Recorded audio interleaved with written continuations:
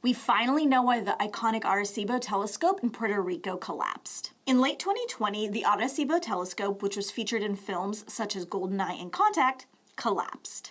While we did learn from engineers the mechanics of what had happened and why the telescope failed, there were a lot of questions about the whys. Basically, the telescope should not have collapsed as it did. A lot of people think that Hurricane Maria was the reason the telescope collapsed. To be clear, it was not. It may have been the beginning of that process.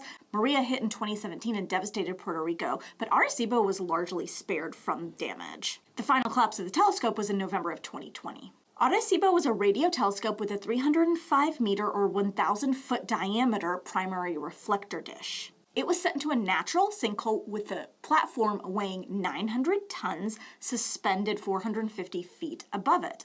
As you can see in this video from the National Science Foundation, when it collapsed, the platform fell into and heavily damaged the reflector dish. Well, an extensive report from the National Academy of Science delved into the issue. Problem was with the cables and the sockets that held the cables, and these cables held the platform up. But even then, the cables and their sockets should have been able to support the weight of the platform.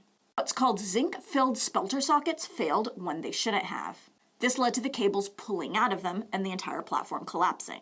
Well, this new analysis concludes that it was the unique electromagnetic environment of Arecibo that contributed to the platform collapse. In other words, because Arecibo was such a powerful radio telescope, that led to a unique electromagnetic environment that introduced a low current into the cables surrounding and supporting Arecibo. After studying and eliminating every other possibility, the review board concluded that it was Arecibo itself that contributed to its own collapse.